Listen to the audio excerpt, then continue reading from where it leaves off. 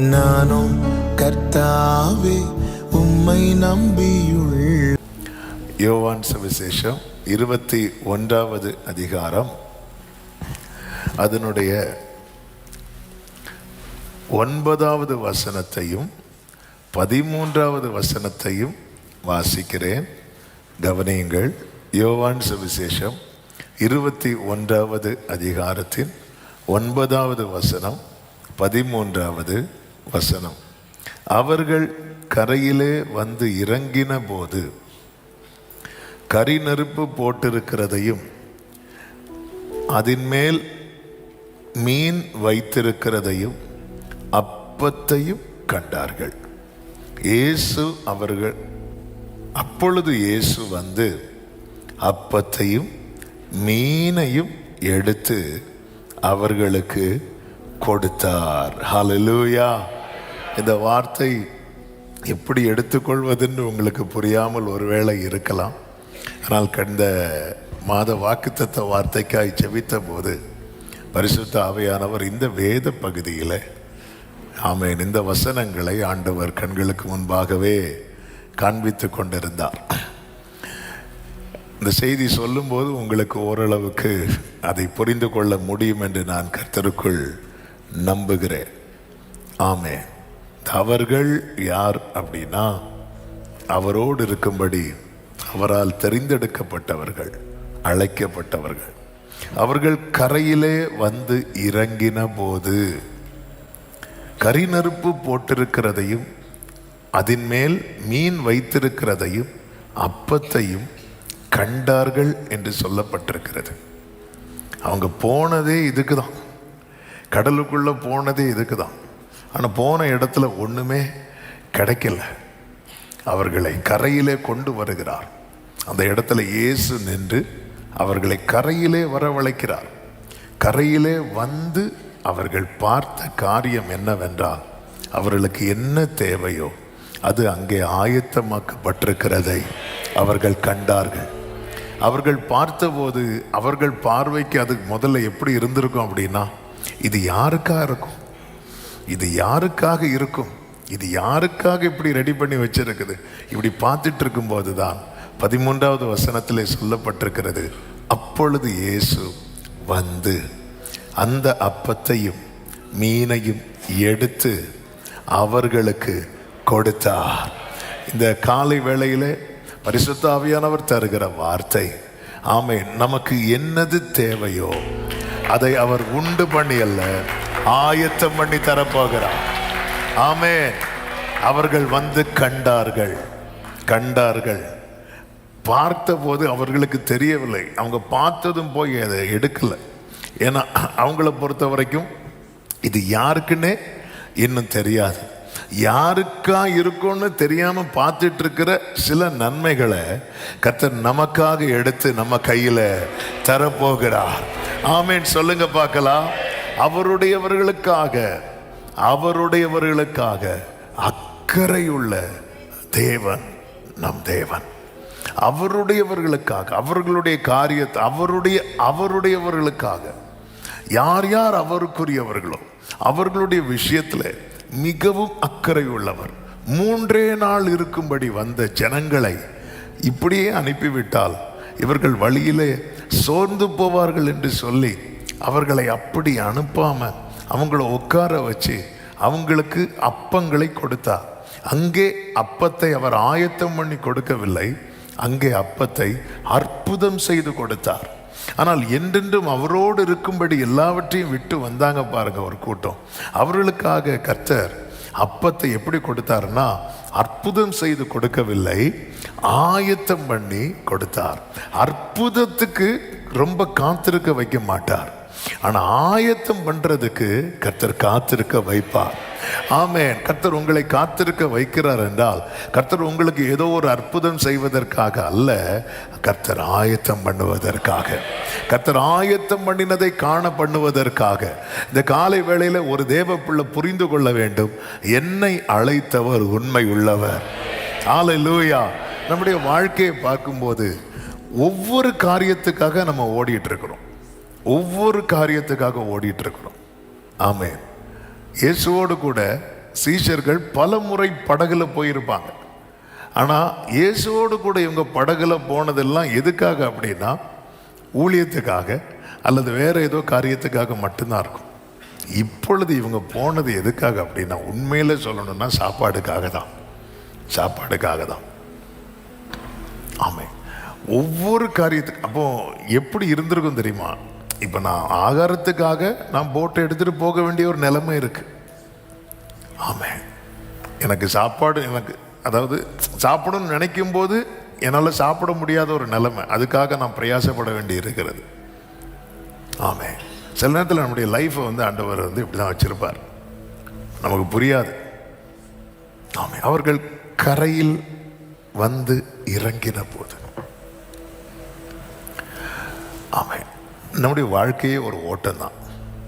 ஒவ்வொரு இடத்துல ஒவ்வொரு ஸ்டாப் வச்சிருப்பார், அந்த இடத்துல ஒவ்வொரு நன்மையை வச்சிருப்பார். நம்ம லைஃப்பை திரும்பி பார்க்கும்போது ஒவ்வொரு காரியத்துக்காக நம்ம ஓடிட்டு தான் இருந்திருப்போம். ஒரு குறிப்பிட்ட இடத்துல வரும்போது கரையில் இறங்கினது போல நம்ம ஒரு இடத்துல நிற்போம். அந்த இடத்துல அந்த நன்மையை கர்த்தர் நமக்கு வைத்திருப்பார். கடந்து வந்த பாதையை திரும்பி பார்க்கும்போது ஆண்டவர் நம்மை நடத்தின காரியத்தில் ஒரு சிறு தவறு கூட இருந்திருப்பதாக நம்மளால் சொல்லவே முடியாது. நாம வழி விலகி போய் நாம நம்முடைய புத்தீனத்தில் போய் நாம் இழந்து நஷ்டப்பட்டவைகள் தான் நம்முடைய வாழ்க்கையில் இருக்குமே தவிர ஆண்டவர் நடத்தி, அதை அடிக்கடி சொல்லுகிற வார்த்தை, இஸ்ரவேலரை தேவன் 40 வருடம் நடத்தினார். ஒரு இடத்துல கூட ரூட்டு மாறிட்டுப்பா தெரியாமல் இங்கே கொண்டு வந்துட்டேன் அப்படி அவர் சொல்லவே இல்லை. காரணம் அவருக்கு தெரியும். ஆமென். யோபு சொல்லுகிறான், நான் போகும் வழியை அவர் அறிவார். நான் இந்த ட்ராக் எங்கே போயிட்டுருக்கு, இது எங்கே போய் நிற்கும், அந்த நிற்கிற இடத்துல என்ன இருக்கும் எல்லாம் அவர் செட் பண்ணி வைத்திருக்கிறார். கரை இறங்கின உடனே யோபுவின் வாழ்க்கை இப்படிப்பட்ட ஒரு வேதனையான சமுத்திரம் தான். அவன் லைஃப்பில் அவனும் படகும் கரை இறங்குது. அவன் இறங்கி பார்த்தது அவனுடைய முந்தின நிலைமையை பார்க்கலாம். அவனுக்கு நற்சீர் உண்டாகிற எல்லாம் இதெல்லாம் யாருக்கு அப்படி பார்க்கும்போது தான் கர்த்தர் எடுத்து கொடுக்கிறார். ஆமாம், இவங்க கடலில் தான் போய் பார்க்க போனாங்க, மீன் பிடிக்க கடலில் தான் போனாங்க. மீனை பார்க்கணுன்னா கடலுக்கு போனோம். ஆனால் கடலில் இவங்க வலையை போட்டு பார்த்துருப்பாங்களா, தூண்டில் போட்டு பார்த்துருப்பாங்களான்னு தெரியல. ஆனால் கண்டிப்பாக வலை இருந்திருக்கு போட்டில். இவங்களுக்கு ஒன்றுமே பார்க்கல. போயிட்டு திரும்பி வராங்க.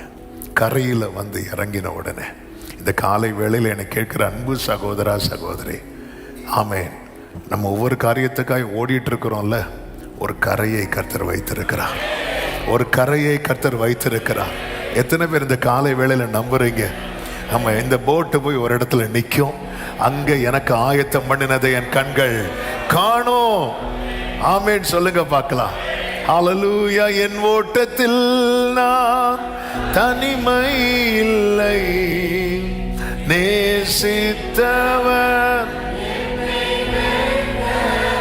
ஏதுமில்லை, ஏதுமில்லை. துணையாளர் என்னை விட்டு விலகவில்லை. கைகளை உயர்த்தி சொல்லுவோம், சொன்னதை செய்திடும். ஆமென். நம்புவே நம்புவே. ஹல்லேலூயா. நம்புவே. இந்த காலை வேளையில இதிலிருந்து 3 காரியங்களை சொல்லி நான் ஜெபிக்கும்படி விரும்புகிறேன். தொடர்ந்து நம்ம அடுத்தடுத்த மீட்டிங்கில் நம்ம இந்த செய்தியை கேட்கலாம். முதலாவது காரியம், தேவன் நமக்கென்று ஒரு நன்மையை வைத்திருக்கும் போது அதை வேறு வழியில் அடைய முயற்சிக்காதே. இதுதான் இந்த காலை வேளையில் கொஞ்சம் ஃபஸ்ட்டு பாயிண்ட், கொஞ்சம் சொர்ன்னு யாரும் ஆமென். அப்போ தான் நமக்கு இந்த எல்லாம் அந்த தூக்கம் அதெல்லாம் போகும். ஆமென். தேவன் ஒரு காரியத்தை வைத்திருக்கும் போது அவருடையவங்க வாழ்க்கையில் அது வேறு வழியில் அடைய முயற்சிக்காதே. இன்னைக்கு இந்த 1ஆம் தேதி 5வது மாதம் 1ஆம் தேதி காலை வேளையில் அவன் பிளான் பி பிளான் சி போட்டுட்டு இருக்கிற சிலரோடு கர்த்தர் இந்த வார்த்தையை பேசி கொண்டிருக்கிறார். வேறு வழி. ஆமென். இது உலகத்தின் பார்வையில் காமனானது. மீன் பிடிக்க எங்க போனோம்? கடலுக்கு போனோம். ஆனா இவங்களுக்கு மீனை கர்த்தர் எங்க வச்சிருந்தார்? கரையில். இதே ஆண்டவர் தான் லூக்கா 5வது அதிகாரத்தில் மீன் கிடைக்கலன்னு சொன்னதும் எங்க கூட்டிட்டு போறாரு தெரியுமா? கடலுக்கு, ஆழத்துக்கு கொண்டு போறார். ஆமென். அதாவது அழைக்கப்பட்டவங்க வாழ்க்கையில அந்த நன்மைக்கான ஒரு பாயிண்ட் இருக்கு, அங்கதான் அது கிடைக்கும். நன்மையை அடைவதற்கான ஒரு மார்க்கத்தை வச்சிருக்கிறார். அந்த பாதையில பயணித்தால் மட்டுமே அது கிடைக்கும். தானியேலால சாத்ராக் மேஷாக் ஆபேத்நேகோவுக்கு ஒரு உயர்வு கிடைத்தது. ஆனா ஆண்டவர் இவங்களுக்குன்னு வச்ச உயர்வு எந்த பாதையில போய் தான் அடையணும்னு தீர்மானிச்சாரு தெரியுமா? கரெக்டா அடிக்கிறீங்க, அக்கினி. அதனாலதான் நீங்க 2வது அதிகாரம் கடைசி பார்க்கும்போதே தானியேலுடைய ரெக்கமெண்டேஷன்ல சாத்ராக் மேஷாக் ஆபேத்நேகோவை நல்ல ஒரு ஸ்தானத்தில் வச்சுட்டாங்க. ஆனால் அதை அடையிறதுக்குன்னு ஆண்டவர் ஒரு ட்ராக் போட்டிருக்கிறார். அந்த பாதையில் பயணிக்க வச்சிருவார். ஆமென். அடுத்த அதிகாரமே சாப்டர் அப்படி மாறுது, டோட்டலாக எல்லாம் சேஞ்ச் ஆகுது. ஒரு திடீர்னு ஒரு பெரிய சிலையை உண்டு பண்ணி வைக்கிறாங்க, இதை எல்லாரும் வணங்கணுங்கிறாங்க. அந்த வணங்குறவங்கன்னு ராஜா என்னென்ன லிஸ்ட் போட்டாரோ அந்த லிஸ்ட்டுக்கு மேலே பதவியில் இருக்கிறதா யார் அப்படின்னா தானியேல். அதனால தானியேலுக்கு வணங்கணுங்கிற அவசியம் கிடையாது. அவர் தானியேலை மனசில் வச்சுட்டு தானியேலை விட்டுட்டு மீதி கீழே இருக்கிற அவ்வளோ பொறுப்பில் இருக்கிறவங்க பேரை எழுதிடுவார். நீங்கள் தானியேல் புஸ்தகம் 3வது அதிகாரம் நீங்கள் வீட்டில் படிச்சிங்கன்னா தெரியும். அந்த பொறுப்பில் யாரெல்லாம் வருவா அப்படின்னா சாத்ராக் மேஷாக் ஆபேத்நேகோ வருவாங்க. அப்போ தானியேலை மாதிரி இவங்களுக்கு என்ன செய்ய முடியாதுன்னா எஸ்கேப் ஆக முடியாது. அப்போ இவங்க வணங்கி தான் ஆகணும். ஆனால் இவங்க வணங்கலை, உறுதியாக நிற்கிறாங்க, உறுதியாக நிற்கிறாங்க. தானியேல் கண்டிப்பாக போய் சொல்லியிருப்பார், ராஜா நல்ல பசங்க, என் ஃப்ரெண்ட்ஸு. ராஜா உறுதியாக இருக்கிறார். இவங்க நாங்கள் ஆராதிக்கிற தேவன் எங்களை தப்புவிக்க வல்லவராயிருக்கிறார். கர்த்தர் தப்புவித்தாரா இல்லையா? தப்புவித்தார். அப்போ ஆண்டவர் நினைச்சிருந்தா இந்த அவர் தானே முதல்ல வந்துட்டார் அக்கினிக்குள்ள. இந்த நேபுகாத் நேச்சர் ஃபஸ்ட்டே எதை பார்த்துருக்கலாம் தெரியுமா? கர்த்தர் உள்ள நிற்கிறத பார்த்துருக்கலாம். இவங்களை தூக்கி போட வரும்போதே கர்த்தர் தம்மை வெளிப்படுத்தியிருந்தா இவங்களை இந்த அக்கினியில் தூக்கி போட ஆண்டவர் விட்டிருக்க மாட்டார், தூக்கி போட்டிருக்க மாட்டாங்க. அண்ணா வந்துட்டாருப்பா அப்படி சொல்லி. ஆனால் இல்லை, இந்த அக்கினியில் போட்டு தான் ஆகணும். சில தேவன் வைத்திருக்கிற சில ஸ்தானத்தை, சில நன்மைகளை, சில ஆயத்தம் பண்ணின காரியங்களை நாம் அடைவதற்காக தேவன் சில பாதையை நம்முடைய வாழ்க்கையில நியமித்திருப்பார். ஒரு ட்ராக் அவர் போட்டார்னா அந்த ட்ராக்ல பயணித்து தான் அந்த நன்மையை நாம் அடைய முடியும். அதனால தான் ஆண்டவர் சொல்லுகிறார், வேறு வழியை நீ தேடாத, உனக்கு கிடைக்காது, இன்னொருத்தனுக்கு கிடைக்கும். இன்னொருத்தனுக்கு வலை, பேதுருவை தவிர வேற யார் நைட்டு வலை போட்டாலும் மீன் கிடைச்சிருக்கும். ஆமென். நீ தேடாத வேறு மார்க்கத்தை. ஆதியாகமம் 14வது அதிகாரத்தில் ஒரு பெரிய யுத்தம் நடக்குது. 4 பெரிய ராஜாக்களோடு ஒரு யுத்தம் நடக்குது. யுத்தத்தில் ஆபிரகாம் ஜெயிச்சிருவார். அந்த 4 ராஜாக்களை ஆபிரகாம் அழிக்க மாட்டார், துரத்தி விடுவார். பொதுவாகவே 2 நாட்டுக்கிடையில் யுத்தம் நடக்கும்போது தோற்கிற ராஜாவை கொண்டு விடுவார்கள். ஏனென்றால் இவர்களுடைய பாதுகாப்புக்கு. ராஜாவை மட்டுமல்ல, அந்த குடும்பத்தில் யாரையும் வச்சிருக்க மாட்டாங்க, எல்லாரையும் கொன்றுவாங்க. ஏன்னா அவங்க நாளைக்கு பழி வாங்குவாங்க, அதனால மொத்தமாக அழிச்சிருவாங்க. ஆனால் அந்த ஆபிரகாம் பண்ண யுத்தத்தில் ராஜாக்கள் கொலை செய்யப்பட மாட்டாங்க, துரத்தப்படுவார்கள். ஆபிரகாம் இப்படி தளர்ந்து வரும்போது மெல்கிசேதேக் ஆபிரகாமை எதிர்கொண்டு வருகிறார். எதிர்கொண்டு வந்து அவனுக்கு அப்பவும் ரசமும் கொடுத்துட்டு சொல்லுவார். ஆதியாகமம் 14:19 வானத்தையும் பூமியையும் உடையவராகிய உன்னதமான தேவனுடைய ஆசீர்வாதம் ஆபிரகாமுக்கு உண்டாவதாக அப்படின்னு சொல்லிடுவார். ஆமென், ஹல்லேலூயா. என்ன வார்த்தை? வானத்தையும் பூமியும் உடையவராகிய உன்னதமான தேவனுடைய ஆசீர்வாதம் ஆபிரகாமுக்கு. அப்போ உன்னதமான தேவனுடைய ஆசீர்வாதம், ஒரு தேவ பிள்ளைக்கு வானத்துக்குரிய ஆசீர்வாதம் இருக்கிறது, பூமிக்குரிய ஆசீர்வாதம் இருக்கிறது. இப்படி சொல்லி பிளஸ் பண்ணுவார். அதன் அர்த்தம் என்ன அப்படின்னா, இங்கே பாரு, உனக்கு நன்மை எங்கிருந்து தான் வரணும் தெரியுமா?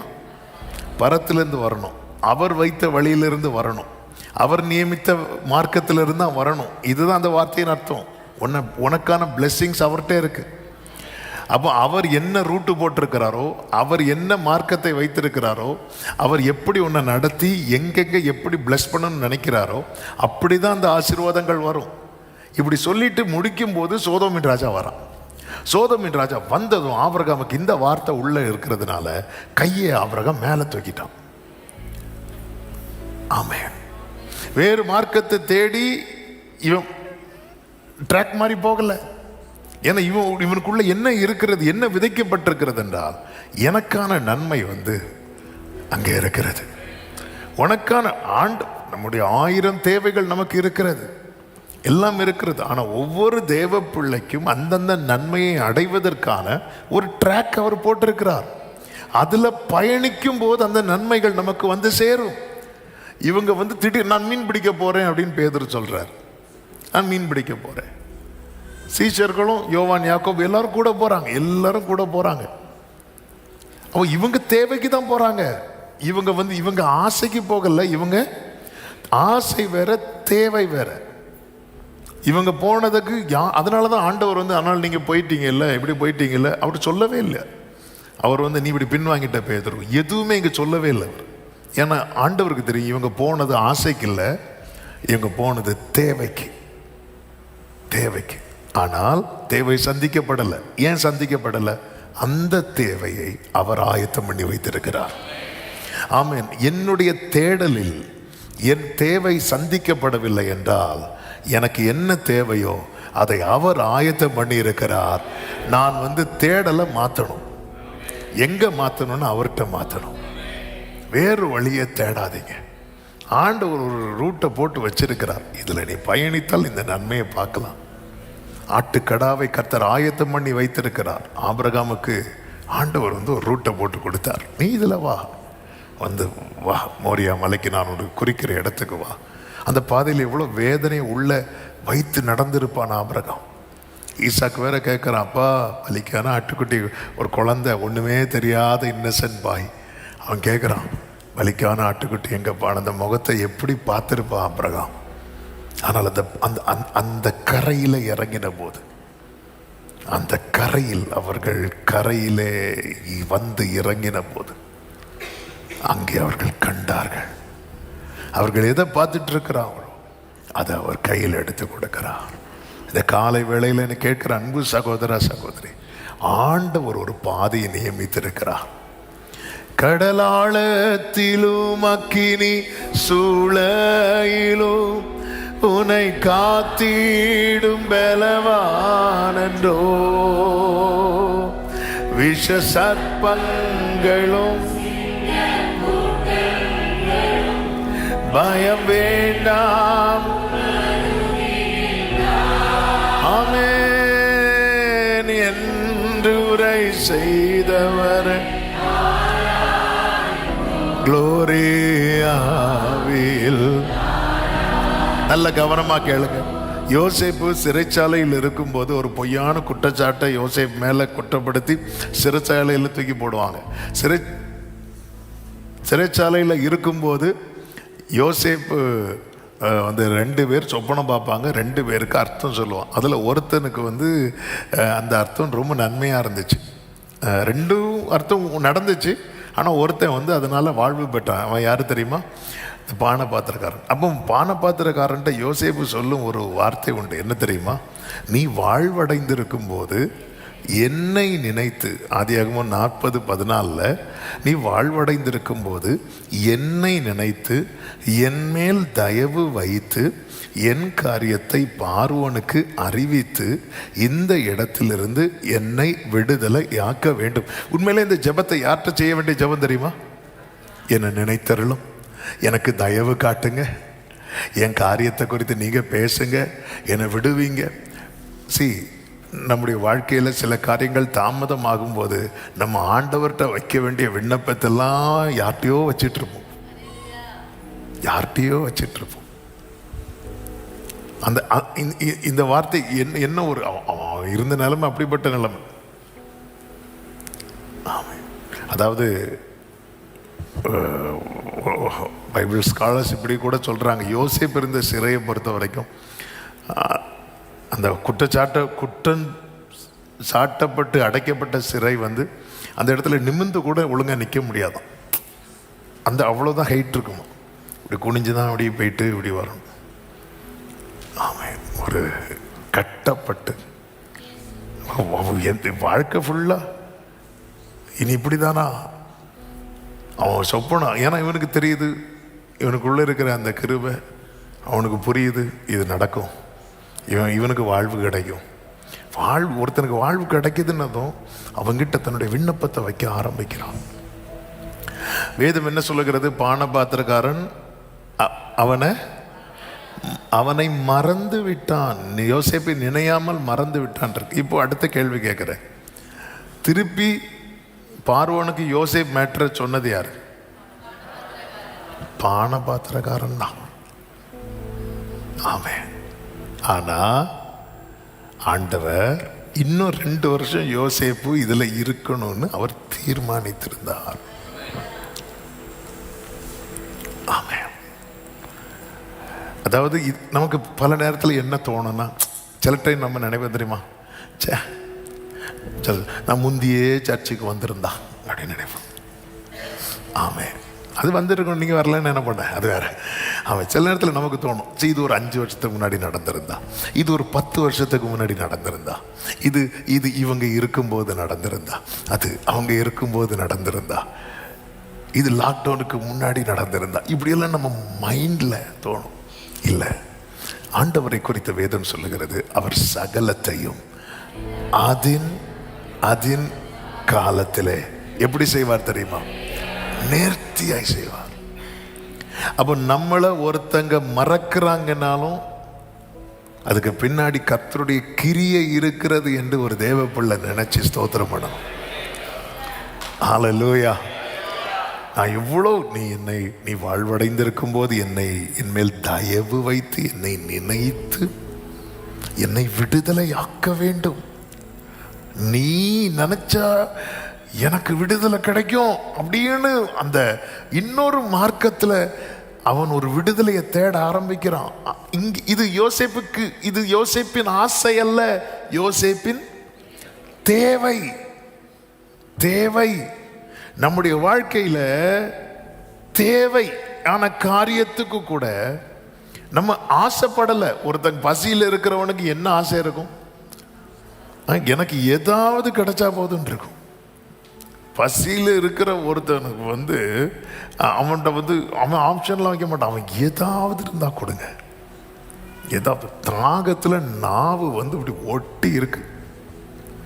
அப்படி இருக்கும்போது அவனுக்கு தண்ணி, அது சுடு தண்ணியாக இருந்தா என்ன, சூடு இல்லாத தண்ணியாக இருந்தா என்ன, அந்த டைமில் இது அக்வாஃபினாவா, இது பிஸ்லேரம் கேட்டுட்டு இருந்தால் ஆல் அவுட் ஆயிடுவான்.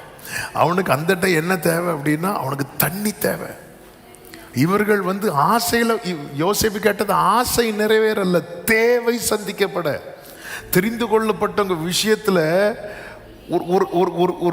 ஒரு நேரம் சாப்பிட்ற ஆகார மேட்டரில் கூட கர்த்தர் எவ்வளவு வைராக்கியம் உள்ளவராக இருக்கிறார் என்பதுதான் இந்த காலை வேளையில் கர்த்தர் பேசி கொண்டிருக்கிறார். இதுக்கு நீ அங்க போயிருப்பா, இதுக்கு நீ இங்க போயிரு, அப்படி விட மாட்டார். என்னுடைய ஒவ்வொரு வேளையும் கர்த்தர் அறிவார், ஒவ்வொரு தேவையும் கர்த்தர் அறிவார். ஆமென் சொல்லுங்க பார்க்கலாம். அவர் எனக்கான ஒரு காரியத்தை அவர் ரெடி பண்றாருன்னா அந்த காரியம் வேற எங்க போனாலும் யார்கிட்ட போனாலும் கிடைக்காது, மற்றவங்களுக்கு கிடைக்கும். ஆமாம், கடல்னால கடல் மேட்டரே சொல்றேன், மற்றவங்களுக்கு வலை போட்டா கிடைக்கும். ஆமாம், நீங்க வலை போட்டு கிடைக்கலையா, அவர் ரெடி அவர் ஏற்கனவே பிடிச்சு வச்சுட்டார் அர்த்தம். ஆமென் சொல்லுங்க பார்க்கலாம். வேறு வழியை தேடாது. ரெண்டாவது ஒரு காரியம், கர்த்தர் உண்டு, கலங்காதே. கர்த்தர் உண்டு.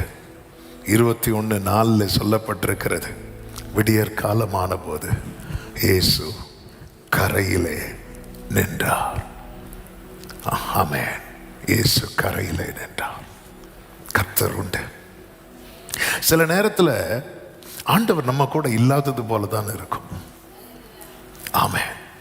ஆனால் அதே நேரத்தில் அவருடைய பிரசன்னத்தில் தான் நாம் இருக்கிறோம் என்பதை அந்த காலை வேளையில் ஆவியானவர் நமக்கு சொல்லுகிறார்.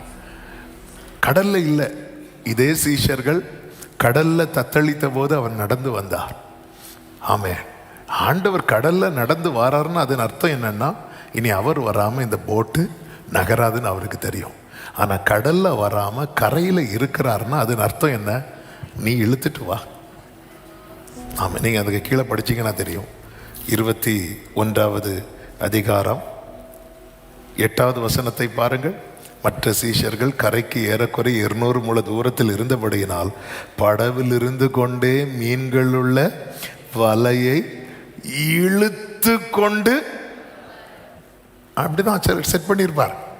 இப்போ அடுத்த கேள்வி. அவன் டைம் ஆயிட்டு 3 பாயிண்ட் சொன்னேன், நான் இங்கே முடிக்கலாம்னு நினைக்கிறேன். ஆனால் அடுத்து டச் பண்ணிட்டு, அதாவது மீன் தான் ரெடி பண்ணி வச்சிருக்கிறார்ல, அப்படியே வலை போட்டு வலை போடுறாங்க. 153 பெரிய மீன். அதான் ஆண்டவர் இப்படி தான் வரணும்னு டிசைட் பண்ணிட்டாருன்னு அப்படி தான் வரணும். இவங்க எப்படி வராங்க தெரியுமா, இழுத்துட்டு வராங்க. இழுத்துட்டு வரணும் எவ்வளோ கஷ்டம் தெரியுமா, எவ்வளோ கஷ்டம் தெரியுமா. ஆனால் அவர் அப்படி தான் செட் பண்ணி வச்சிருக்கிறார்.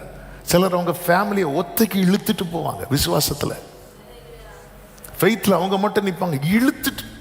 அவங்க கரையில் தான் நிற்கிறார், அவர் சப்போர்ட் பண்ணவே இல்லை. ஆனால் அவருக்கு தெரியும், இவன் இழுத்துட்டு வர்றதுக்கான ஸ்ட்ரென்த்தை நான் கொடுத்துருக்கிறேன். ஆண்டவரே, இந்த முள்ளை என்னை விட்டு எடுத்துருங்க ஆண்டவரே. இல்லை, என் கிருபை உனக்கு போதும், என் கிருபை உனக்கு போதும். அந்த பவுல் சொல்ற, என்னை பலப்படுத்துகிற கிறிஸ்துவினாலே எல்லாவற்றையும் செய்ய எனக்கு பலன் உண்டு. இல்லை, என்னால் இழுக்க முடியல, நீ இழுத்துட்டு வா, இழுத்துட்டு வா. இவங்க இழுத்து கொண்டு வந்தார்கள் அப்படின்ட்டு இருக்கு. இழுத்துட்டே வராங்க, இழுத்துட்டே வராங்க, இழுத்துட்டே வராங்க. இழுத்து கரையில் பார்க்கும்போது, ஆமென், ஹல்லேலூயா. சிலர் இப்படிதான் மொத்த ஃபேமிலியை ஒத்த விசுவாசத்தில் இழுத்துட்டு வராங்க. அவன் டெய்லி எழும்பும்போது கேள்விகள், வீட்டுக்குள்ளேருந்து கேள்விகள். அப்படி அந்த அமெரிக்கா ஈரான் ராக்கெட் விடுறது மாதிரி தான். எங்கிருந்து வரோன்னு தெரியாது, யார்கிட்டேருந்து வரோன்னு தெரியாது, அடிக்கும். ஆனாலும் இழுத்துட்டு இழுத்துட்டு இழுத்துட்டு வரும்போதே ஒரு நற்செய்தி என்ன தெரியுமா, இன்னும் கொஞ்சம் தூரம் தான், இன்னும் கொஞ்சம் தூரம் தான், கண்களை ஏறெடுத்து பார், கரை தெரியும். எப்படி இது என் கரை, இது எனக்கான கரை என்பதை நான் அறிந்து கொள்வேன். அதிலே கர்த்தர் நிற்பார், கர்த்தர் நிற்பார். ஒரு ஆமென் சொல்லுங்க பார்க்கலாம். ஹல்லேலூயா. அவர் துவக்கம் முடிமானவர். விடியற் காலமான போது கர்த்தர் கரையில் எப்படி நிற்கிறார், கரையில் நிற்கிறார். இந்த காலை வேளையில் என்ன கேட்கிற அன்பு சகோதரா சகோதரி, ஆமென், அந்த ராத்திரியிலே அவர்கள் ஒன்றும் பிடிக்கவில்லை என்று 21:3 சொல்லப்பட்டிருக்கிறது. ஆமென், ஒண்ணுமே இல்லை, கலங்காதே. ஆமென், கரை சேருகிற ஒரு விடியற் காலத்தை வைத்திருக்கிறார். எப்பொழுது விடியும் என்று விடியற் காலத்துக்கு காத்திருக்கிற ஜாமக்காரரை பார்க்கிலும் அதிகமாய் காத்திருக்கிற உள்ளமே, கலங்காதே, கர்த்தர் உண்டு. கைகளை உயர்த்தி ஆமென் சொல்லுங்க. பக்கத்துல 2 பேருக்கு கை கொடுத்து நம்பிக்கையா சொல்லுங்க, கலங்காதே, கர்த்தர் உண்டு, கர்த்தர் உண்டு, கர்த்தர் உண்டு, கர்த்தர் உண்டு. ஆமென் சொல்லுங்க பார்க்கலாம். 3வது ஒரு காரியத்தை சொல்லி அப்படியே ஜெபிக்க விரும்புகிறேன். 21வது அதிகாரத்தின் 8-9 வசனங்கள்ல தான் நம்ம பார்த்து, அவங்க இழுத்து கொண்டு வந்தார்கள். அவர்கள் கரையில் வந்து இறங்கின போது கரி நெருப்பு போட்டிருக்கிறதையும் அதன் மேல் மீன் வைத்திருக்கிறதையும் அப்பத்தையும் கண்டார்கள். கரையில யார் நிக்கிறா? கர்த்தர் நிற்கிறார். அப்போ இவங்க உண்மையிலே யாருக்கிட்ட வராங்க? கர்த்தர் கிட்ட வராங்க. அவ்வளவுதான். ஆமென். அதாவது எனக்கு ஆயத்தம் பண்ணப்பட்டவைகள் எங்க ரிவீல் ஆகும் தெரியுமா? ஆண்டவரோடு இருக்கிற அந்த க்ளோஸ்னஸ் இருக்குல்ல, ஆண்டவரோடு closeness to God reveals what God has prepared. Amen. ஆண்டவரோடு உள்ள நெருக்கம், கர்த்தர் உனக்கு என்ன ஆயத்தம் பண்ணி இருக்கிறார் என்பது வெளிப்படுத்தப்படும்.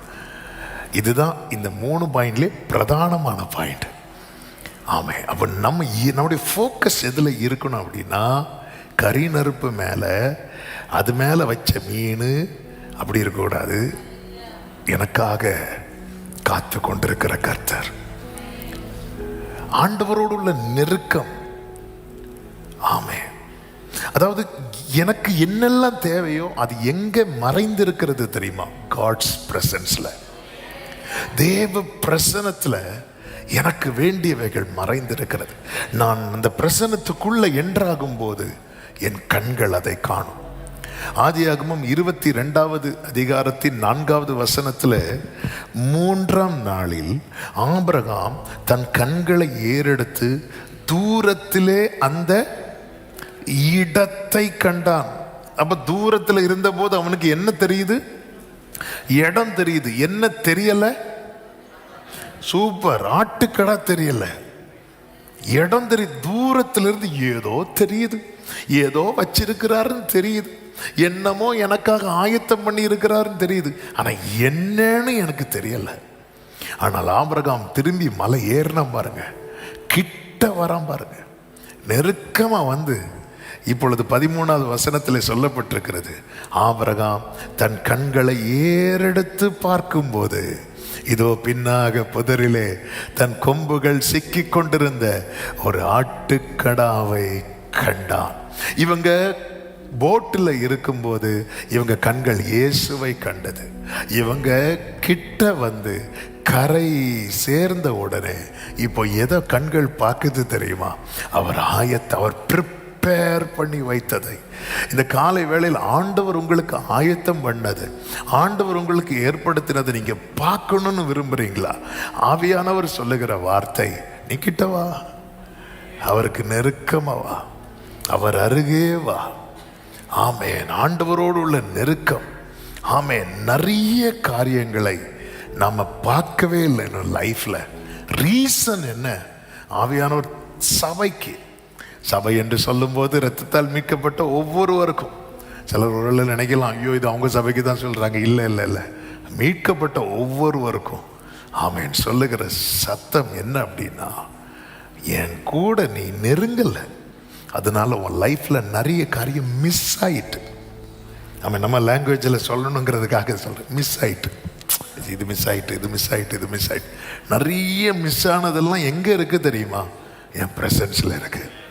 ஹல்லேலூயா.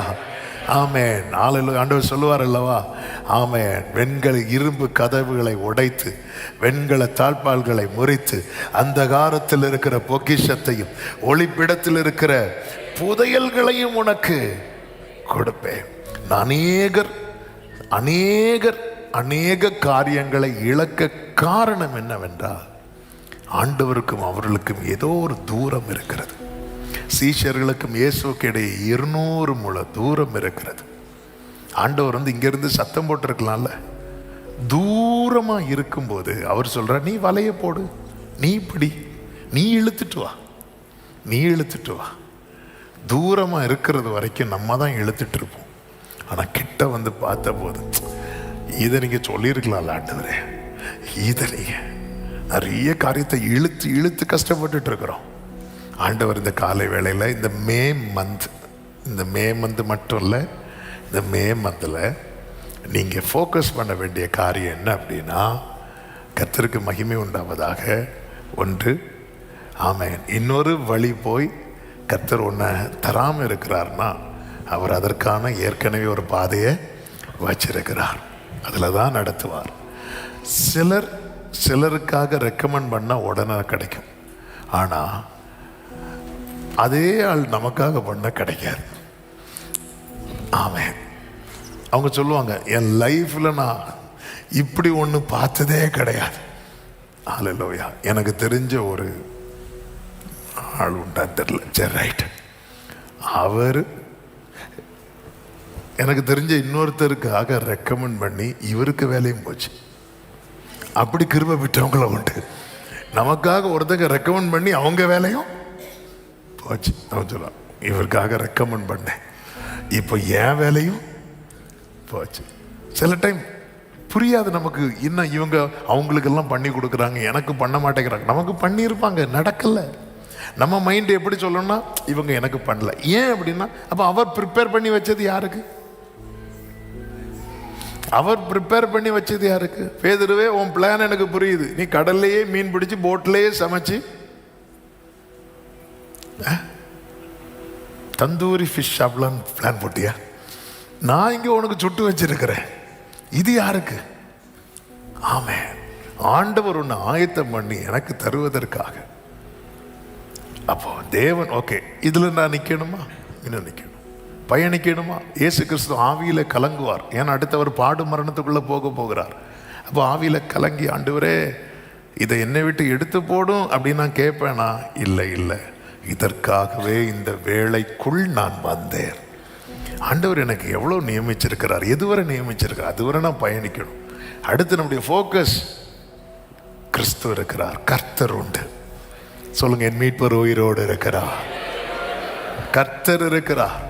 அதுவும் எது பக்கத்தில் நிற்கிறார் தெரியுமா? எனக்கு எது ஆயத்தம் பண்ணி வச்சிருக்கிறாரோ அது பக்கத்தில் நிற்கிறார். இல்லைன்னா சத்துரு வந்து எடுத்துட்டு போயிடுவான். பறவையை குறித்து நான் கலங்க தேவையில்லை. இல்லைன்னா வேற ஏதோ வந்து இங்கே மீன் கழுவி வச்சுட்டு யாரோ போஸ்ட்மேன் லெட்டர் கொண்டு வராருன்னு சொல்லிட்டு வந்து பார்த்துட்டு போகிறதுக்குள்ள ஏதோ வந்து தூக்கிட்டு போயிடுது. ஆனால் இங்கே அந்த பயம் கிடையாது. ஏன்னா யார் நிற்கிறா தெரியுமா? கர்த்தர் இருக்கிறார். எனக்கான நன்மை ஆயத்தமாக்கப்படுவது மட்டுமல்ல, அது பாதுகாக்கப்பட்டு கொண்டிருக்கிறது. கரங்களை தட்டி ஆமென் சொல்லுங்க. ஆயத்தமாக்கப்படுகிறது, பாதுகாக்கப்படுகிறது. ஆமென் சொல்லுங்க பார்க்கலாம். அது மட்டும் இல்லை, நான் அவர்கிட்ட நெருங்கிட்டேன்னா என் கண்கள் அதை காணும். இந்த மே மந்தில் நீங்கள் பார்க்க நினைக்கிறீங்களா ஆயத்தம் பண்ண நன்மையை? க்ளோஸ் ஆகுங்க. க்ளோஸ் ஆகுங்கன்னா அந்த க்ளோஸ் இல்லை, அவரோடு நெருங்குங்க. நெருங்கிட்டீங்கன்னா நீங்கள் தூரத்தில் இருக்கிறது வரைக்கும் ஒன்றுமே தெரியாது. ஆபிரகாமே ஆட்டுக்கடாவை மலை ஏறும் போதும் தெரியாது. விசுவாசம் இருக்கு, ஆனால் பார்க்கணுமே. பார்க்கணும். நீ மேலே ஏறி வா, நீ பக்கத்தில் வா, நீ நெருங்கி வா. நமக்கெல்லாம் நம்பிக்கை இருக்கு. ஆண்டவரே உமக்கு காத்திரவர்கள் நீ உண்டு பண்ணி வைத்த ஒரு கண்ணும் காணலை. ஒரு கண்ணும் நீ காணலைன்னு உனக்கு காண்றதுக்கு தானே உண்டு பண்ணி வச்சிருக்கு. இதுவரை காணலை, ஆனால் நீ என்னைக்கு பார்க்க போற? நீ நெருங்கி வா, கரையில் இறங்கு. எங்கே கரையில் இறங்கணும்? அவர்கிட்ட வந்து இறங்கு, அவர் சமூகத்தில் வா, நீ கிட்ட வா. யோசேப்புக்கு பக்கத்தில் வந்து உட்கார வச்சாங்க பாருங்க. அப்பொழுது யோசேப்பு தன் பங்கை எல்லாம் அவர்களுக்கு கொடுக்குறான். ஆயத்தம் பண்ணி வச்சிருக்கிறத அப்படி பார்க்குறாங்க. வரிசையாக உட்கார வச்சு இதெல்லாம் பார்க்குறாங்க. மேவி போசேத்தே, நீ வா பக்கத்தில், ராஜா பந்தியில் வந்து உட்கார்ந்ததுக்கு அப்புறம் தான் அவனுக்கான மேன்மை அவன் பார்க்கிறான். எனக்கு கேட்கிற அன்பு, நீங்கள் எந்த அளவுக்கு ஆண்டவரோடு நெருங்குறீங்களோ ஆண்டவர் ப்ரிப்பேர் பண்ணி வைத்ததை உங்கள் கண்கள் காணும். ஆண்டவர் ஆயத்தம் பண்ணி வச்சிருக்கிறார் அப்படிங்கிற நம்பிக்கை இருக்கு. ஆனால் நான் பார்க்கல அப்படின்னா நான் என்ன செய்யணும் அப்படின்னா ஆண்டவரோடு நெருங்கணும், இன்னும் நெருங்கணும். கண்களை மூடி ஜெபிக்கலாமா? கர்த்தர் என் கண்கள் காணும்படியாய் நன்மைகளை ஆயத்தம் பண்ணி வைத்திருக்கிறார். நெருங்கும் போது கரையிலே வந்து இறங்கின போது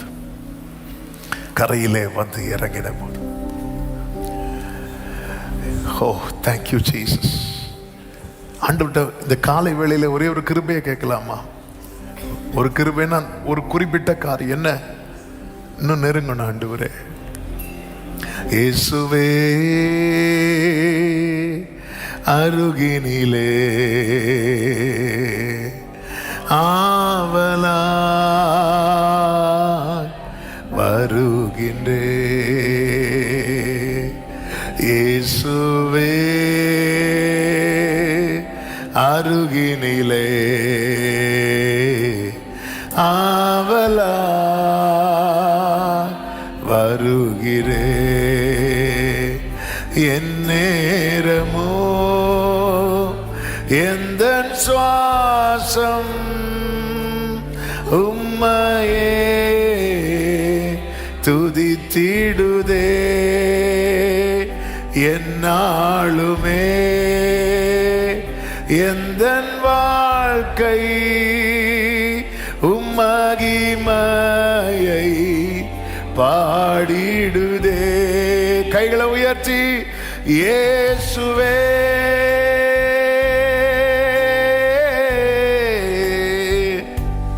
இயேசுவே இயேசுவே இயேசுவே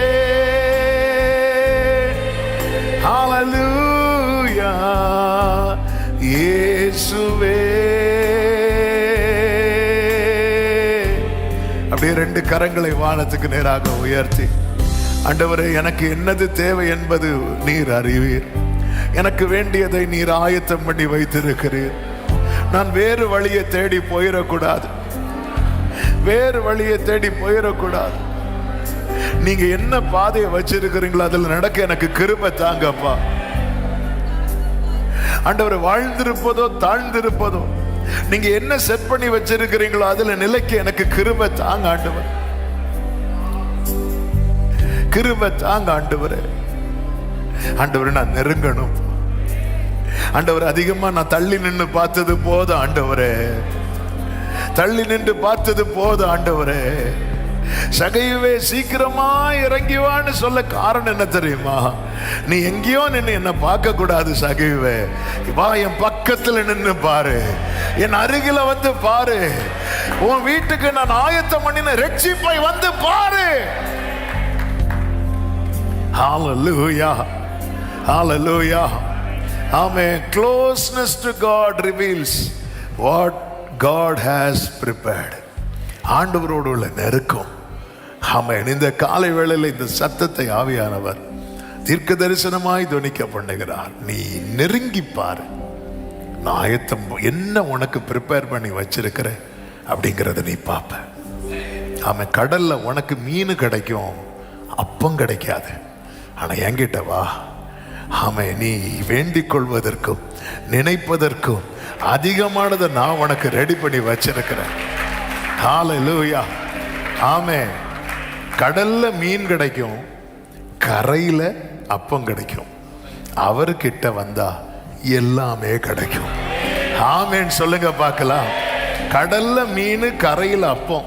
இயேசுட்ட வந்தா கடல்ல உள்ளதும் கிடைக்கும், கரையில் உள்ளதும் கிடைக்கும், வானத்துக்குரிய ஆசீர்வாதம் கிடைக்கும், பூமிக்குரிய ஆசீர்வாதமும் கிடைக்கும், ஆவிக்குரிய ஆசீர்வாதமும் கிடைக்கும், பூமிக்குரிய ஆசீர்வாதமும் கிடைக்கும். ரெண்டு கரங்களை வானத்துக்கு நேராக உயர்த்தி, ஆண்டவரே உங்க கூட இல்லை என்கிற ஒரு காரியத்தை வச்சு நான் விலகிறவனா இருக்கக்கூடாதுப்பா. ஆமா, இந்த கிருபையை கேட்கலாமா? ஆண்டவரே, என் குடும்பத்தை நான் இழுத்து இழுத்து கொண்டு வந்துட்டேன், கஷ்டப்படுறேன்ப்பா, நான் ஒருத்தைக்கு கஷ்டப்படுறேன். நைட்டு இருந்து நான் தான் எழும்பி இருந்து ஜெபம் பண்றேன், காலையில நான் தான் எழும்பி இருந்து ஜெபம் பண்றேன். இப்படி யாராவது புலம்பிட்டு இருக்கிறீங்களா? இழுத்து கொண்டு வர அந்த கிருபை உங்களுக்கு தந்திருக்கிறா, கிருபை உங்களுக்கு தந்திருக்கிறா. ஆமே ஆமே. நீ கிட்ட வா, கிட்ட வந்து பார். கடல்ல உள்ளதும் கரையில் உள்ளதும் அவர் ரெடி பண்ணி வச்சிருக்கிறார். எல்லா ஆவிக்குரிய பூமிக்குரிய நன்மை உண்டு சகோதரா. ஆமென். இந்த மே மந்த் அநேகர் வாழ்க்கையில கர்த்தர் ஆயத்தம் பண்ணினது என்னது என்பது வெளிப்படுத்தப்படுகிற மாதமா இருப்பதாக இயேசு கிறிஸ்துவின் நாமத்திலே நல்ல கரங்களை தட்டி ஆமென் ஆமென் ஆமென் ஆமென். நன்றி தகப்பனே, நீ தந்த நல்ல வார்த்தைகளுக்காக ஸ்தோத்திரம். கிருபை மிரக்கு நிறைந்த நல்ல தகப்பனே, நன்றி செலுத்துகிறோம். இந்த புதிய மாதத்துக்காய் ஸ்தோத்திரம். இப்படி சமூகத்தில் கிருபையாய் கொண்டு வந்து பாட, துதிக்க, ஆராதிக்க, செபிக்க வைத்து எங்களோடு பேசினீர். எஸ் லார்ட், நீர் ஒரு பாதையை நியமித்திருக்கிறீர். அந்த முடிவில் நீங்க நிற்கிறீங்க, அந்த கரையில் நீங்க நிற்கிறீங்க. தள்ளாட விட மாட்டீங்க. ஆண்டவரே, நன்மையை காண பண்ணுவீங்க. உம்மோடு உள்ள நெருக்கம், எங்களுக்கான ஆயத்தம் பண்ணினவைகள் வெளிப்படுத்தப்படுவதற்கு ஏதுவாக இருக்கிறது. ஆண்டவரே, இன்னும் நெருங்க வைங்க, நெருங்க வைங்க. ஆண்டவர், அதில் கவனம் செலுத்த வைங்கப்பா. நன்மைகளில் அல்ல, அதிலே கவனம் செலுத்த. உங்க கூட இருக்கிற அந்த நெருக்கத்தில் எங்க வாழ்க்கையில எங்களுக்கென்று காணப்படுகிற நன்மைகள் எல்லாம் ஆண்டவரே உம்முடைய பிரசன்னத்தில் மறைந்திருக்கிறது. அதற்குள்ளே வந்து அதெல்லாம் வெளிப்படுத்தப்பட கண்கள் காண கர்த்தாவே எங்களுக்கு கிருபை செய்வீராக. அதிகமாய் நெருக்கம். 2 கரங்களை வானத்துக்கு நேராக உயர்த்தி ஆண்டவர்கிட்ட ஒரு விசை கூட, அப்பா நெருங்கணும்ப்பா, நெருங்கணும்ப்பா, நான் தள்ளி நின்னது போதும்பா, தூரத்தில் நின்னது போதும்பா, நெருங்கணும் ஆண்டவரே, கிருபை தாரும், எங்களை ஆட்கொள்ளும். இந்த மாதம் ஒவ்வொருவருக்கும் நன்மையாய் ஆசீர்வாதமா இருக்க அனுகிரகம் செய்யும்.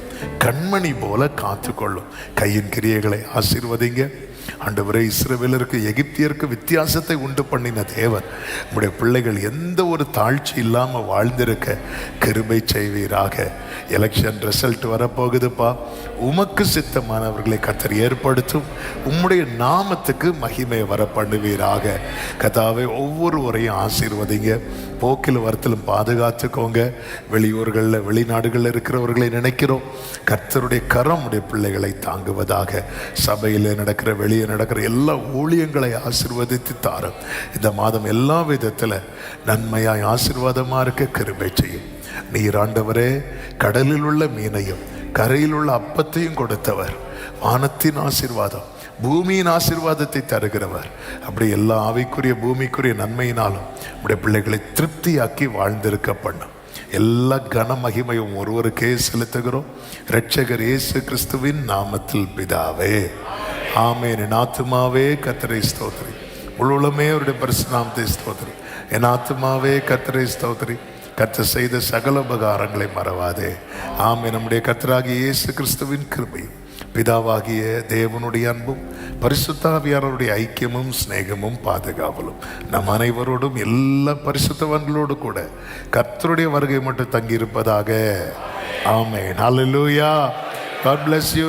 நானும் கர்த்தாவே உம்மை நம்பியுள்ளேன். நீரே என்